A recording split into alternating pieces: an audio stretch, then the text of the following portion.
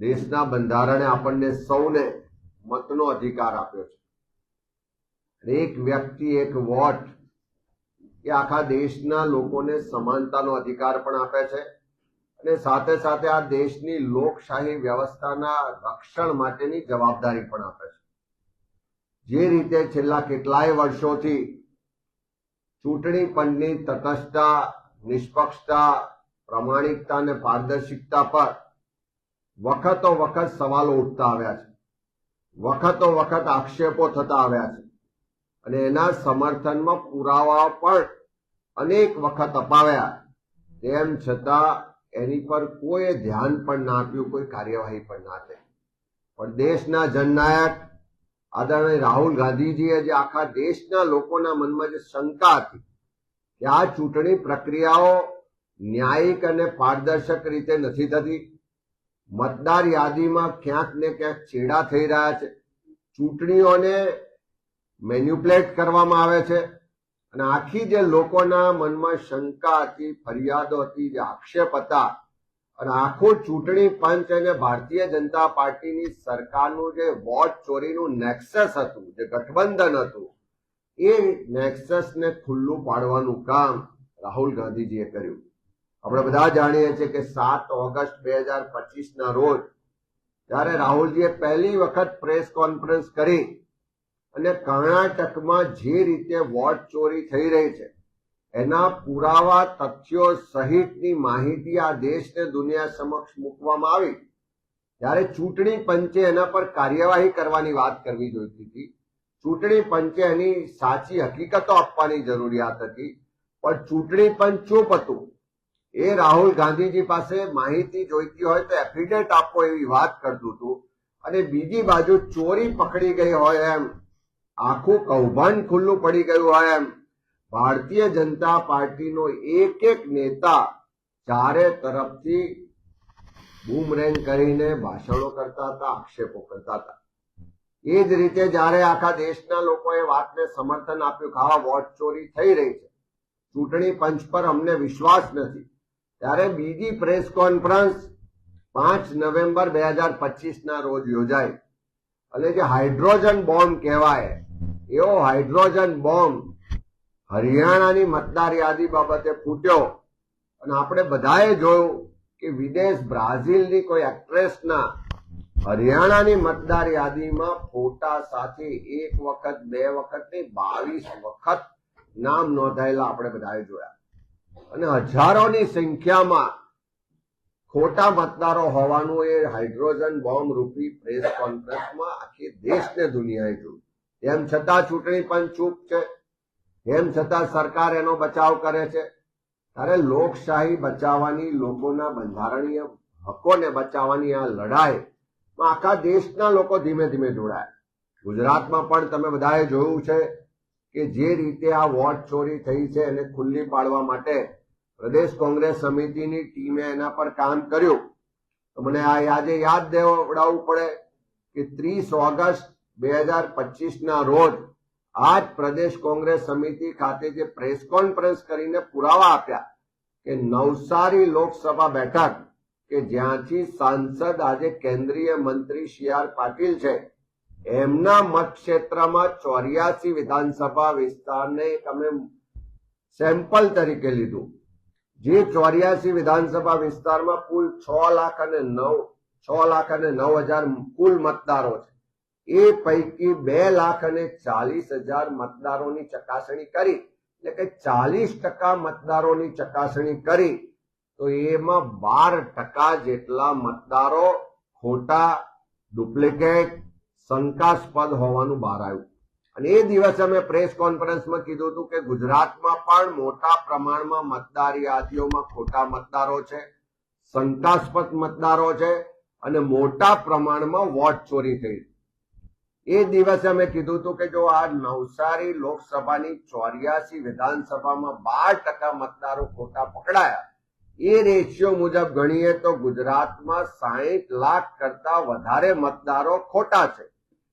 ત્યારે ભારતીય જનતા પાર્ટીના લોકો એમ કહેતા હતા કે આ તો ખોટા આક્ષેપો કરે છે, ચૂંટણી પંચ એમ કહેતું હતું કે આના પુરાવા આપો, અને જે અમે કીધું હતું એ જ આજે SIR ની પ્રક્રિયા આજે પૂર્ણ, પહેલા ફોર્મ સ્વીકારવાની તારીખ આજે પૂર્ણ થવા જાય છે. એ દિવસના જે આંકડા છે એની સરખામણી કરીએ તો એ અમારી જે વાત હતી એના કરતા પણ વધારે વોટ ચોરી થઈ હોવાનું આજે ચૂંટણી પંચ પોતે સ્વીકારી રહી છે. આપણે ગુજરાતમાં જે રીતે SI ની પ્રક્રિયા શરૂ થઈ, 4 નવેમ્બર 2025 ગુજરાતમાં ફોર્મ સ્વીકારવાની શરૂઆત થઈ. 2002 ની મતદાર યાદીને બેઝ ગણવામાં આવ્યો અને એના આધારિત જે લોકો પાસે ફોર્મ પહોંચાડવામાં આવે BLO દ્વારા. આપણે બધાએ જોયું કે ગુજરાતમાં કોઈ પણ જાતની પૂર્વ તૈયારી વગર, પૂરતી તાલીમ વગર BLO ને જે આ કામગીરી સોંપવામાં આવી અને ત્યાર પછી એની પર જે રાજકીય એજન્ડાઓ માટે દબાણ કરવામાં આવ્યું, જે માનસિક ત્રાસ આપવામાં આવ્યો, એના કારણે દુઃખ સાથે કહેવું પડે કે ગુજરાતમાં લગભગ 8 જેટલા BLO ના મોત થયા અને એક BLO એ તો આત્મહત્યા કરવી પડીને સુસાઇડ નોટમાં લખ્યું કે આ માનસિક ત્રાસ હું સહન કરી શકતો નથી ને એના કારણે મારી જિંદગી ટૂંકાવું છું. એટલે સરકાર એક તરફ SIR ની પ્રક્રિયાના નામે જે માનસિક ત્રાસ આપ્યો એમાં 9 જેટલા લોકોએ જીવ ગુમાવવા પડ્યા.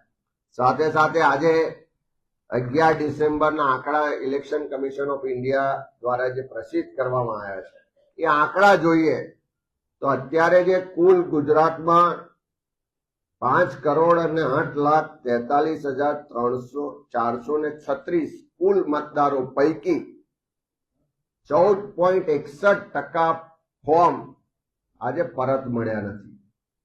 અને આ જે આંકડો જોઈએ તો 5,08,00,000 મતદારોમાંથી 74 લાખ મતદારોના ફોર્મ આજે ચૂંટણી પંચ પાસે પાછા આવ્યા નથી. અને એમણે જે બ્રેકઅપ આપ્યું છે એનું કે આ પૈકી 18,03,050 મતદારો મૃતક છે, એટલે મૃત્યુ પામેલા છે, ઓળખ ના થઈ શકી હોય, એટલે ખબર નથી કે કોણ મતદાર છે, એનો કોઈ અતો પતો નથી મળતો. એવા 10,10,243 મતદારો છે. સાથે સાથે કાયમી સ્થળાંતર થઈ ગયા હોય એવા 40,37,187 મતદારો છે.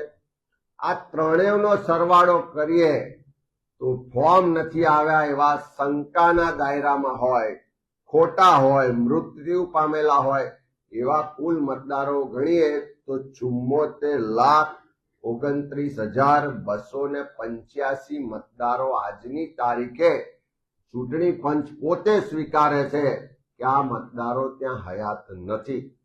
એનો સ્પષ્ટ મતલબ છે, અમે તો કહેતા હતા 12%ના રેશિયોમાં વોટ ચોરી થાય છે, પણ આજે ચૂંટણી પંચે સ્વીકાર્યું છે કે 14.61% મતદારોનો અતોપતો નથી. એટલે આ જ રીતે જો જોઈએ તો 2002 થી અત્યાર સુધી જેટલી પણ ચૂંટણીઓ થઈ, આ 14%ના રેશિયોએ વોટ ચોરી ગુજરાતમાં થઈ રહી હતી.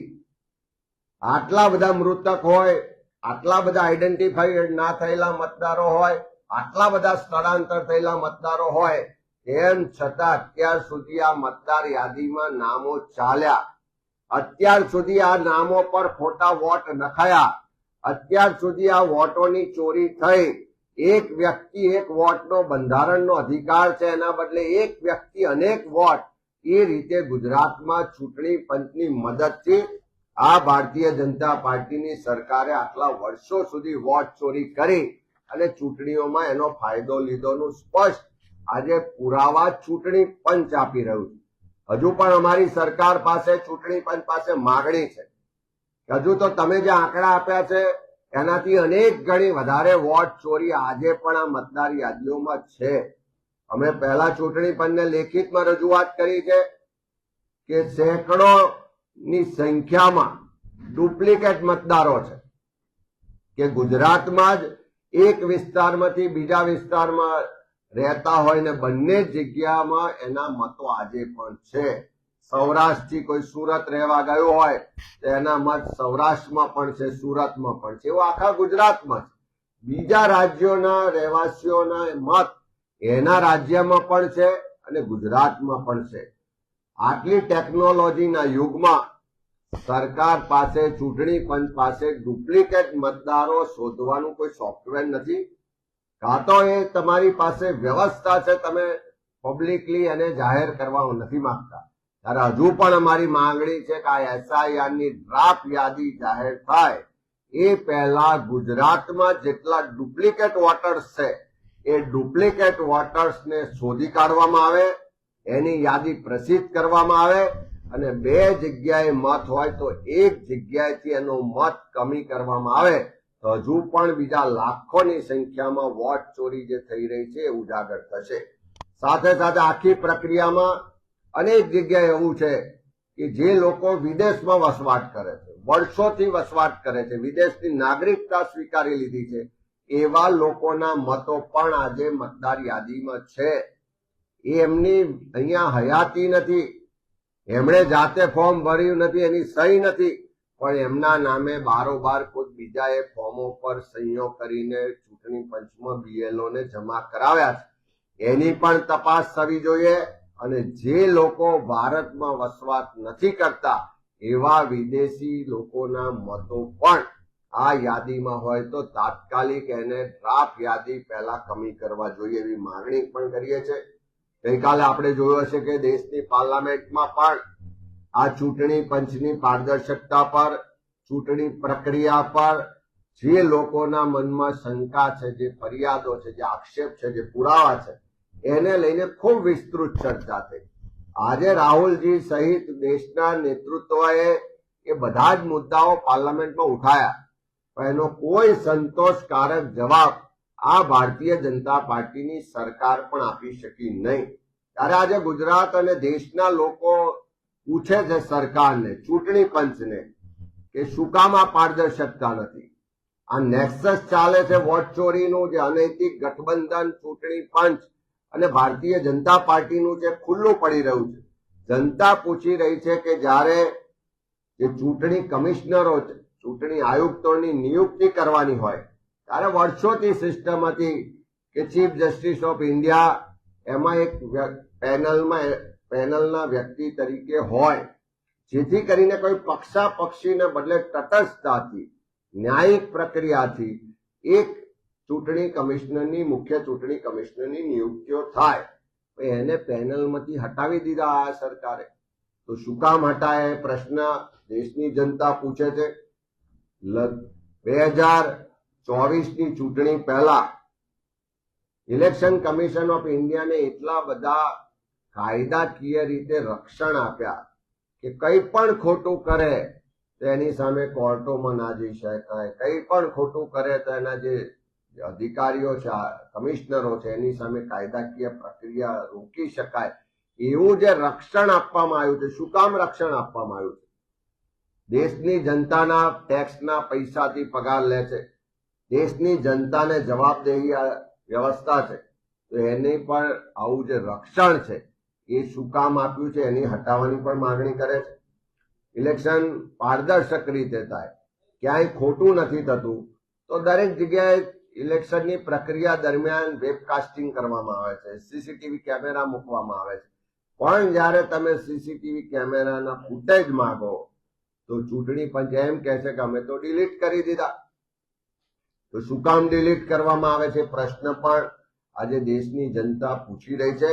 ત્યારે આખા ચૂંટણી પ્રક્રિયાને, મતદાર યાદીને, ઇલેક્શન કમિશન ઓફ ઇન્ડિયાને વોટ ચોરીનું એક માધ્યમ બનાવી અને ચૂંટણીઓ જીતવામાં આ સરકાર અત્યારે જે મહારત હાસિલ કરી છે એની સામે લોકો જાગૃત થઈ ગયા છે.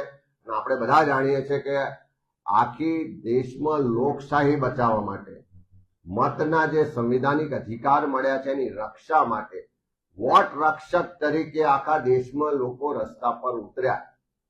વોટ ચોર ગદ્દી છોડ એક નારો એવો બુલંદ થયો કે સડકથી લઈને સંસદ સુધી એ નારો બધા જ લોકોએ બુલંદ કર્યો.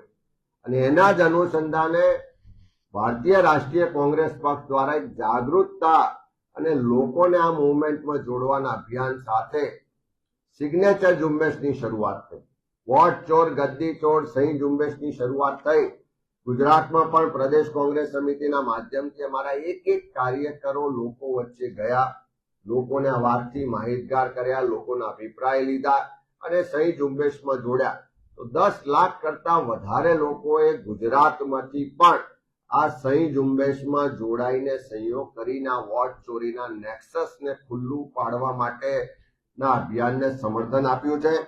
સાથે સાથે આખા દેશમાંથી પણ આ લોકશાહી બચાવવાની, સંવિધાનિક અધિકારોની રક્ષા માટેની પ્રમાણિકતા અને પારદર્શકતાથી ચૂંટણી પ્રક્રિયા થાય એ માટેની ઝુંબેશના સ્વરૂપમાં સહીઓ કરીને મોકલી કરોડોની સંખ્યામાં સહીઓ આખા દેશમાંથી દિલ્હી ખાતે, આઈસીસી ખાતે એકત્રિત થઈ છે.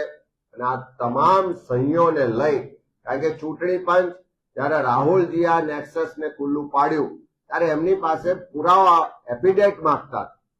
હવે દેશમાંથી કરોડો લોકોએ સહીઓ કરીને ચૂંટણી પંચ પાસે માગણી કરી છે કે તમે આ જે નેક્સસ ચાલે છે એ બાબતની હકીકતો રજૂ કરો, લોકોની જે ફરિયાદ છે, પુરાવા છે, જે પ્રશ્નો છે એનો જવાબ આપો. અને એ સહીઓ આખા દેશમાંથી એકત્રિત કરીને ચૂંટણી પંચને પહોંચાડવા માટેનો કાર્યક્રમ, એટલે કે વોટ ચોર ગદ્દી છોડ મહારેલી 14મી ડિસેમ્બર રવિવારના રોજ બપોરે 1 કલાકે દિલ્હી રામલીલા મેદાન ખાતે થવા જઈ રહી છે. આખા દેશમાંથી, ગુજરાતમાંથી, બધી જ જગ્યાએથી જે સહીઓ કરીને લોકોએ સમર્થન આપ્યું છે એવા લાખો લોકો આ વોટ ચોર ગદ્દી છોડ મહારેલીમાં 14મી ડિસેમ્બરે દિલ્હી ખાતે એકત્રિત થઈ રહ્યા છે. અમારું રાષ્ટ્રીય નેતૃત્વ, અમારા પક્ષના પ્રમુખ આદરણીય ખરગે સાહેબ, જનનાયક, વિપક્ષના નેતા અને જેમણે આ વોટ ચોરીના નેક્સસને ખુલ્લું પાડ્યું છે અને લોકોમાં જાગૃતિ લાવે છે એવા રાહુલ ગાંધીજી, અમારા કેસી વેણુગોપાલજી ને બધા જ કોંગ્રેસના વરિષ્ઠ નેતૃત્વની ઉપસ્થિતિમાં આ મહારેલી દિલ્હી ખાતે યોજાવા જઈ રહ્યા છે. ત્યારે અમે સૌને પણ આહ્વાન કરીએ છીએ, વિનંતી કરીએ છીએ, આમંત્રિત કરીએ છીએ કે આવો સૌ સાથે મળી આ મહારેલીમાં જોડાઈએ અને સાથે સાથે જે દેશના લોકોના વોટના સંવિધાનિક અધિકારની ચોરી થઈ રહી છે, એક વ્યક્તિ એક વોટનો જે અધિકાર સિદ્ધાંત છે એને ખતમ કરવાની સાજિશ થઈ રહી છે, જે નેક્સસ છે એની સામેની લડાઈમાં જોડાવા માટે અને સમર્થન કરવા માટે આ મહારેલીમાં 14 તારીખે બપોરે 1 કલાકે રામલીલા મેદાન દિલ્હી ખાતે બધા જ આવો એવું આમંત્રણ આપીએ છીએ, વિનંતી કરીએ છીએ. વોટ ચોરોને ખુલ્લા પાડીશું અને ગાદી છોડવા માટે ગુજરાત અને દેશની જનતા મજબૂર કરશે એ સંકલ્પ સાથે અમે આ લડાઈ લડવા નીકળ્યા છે અને આગળ વધીશું. ખૂબ ખૂબ આભાર.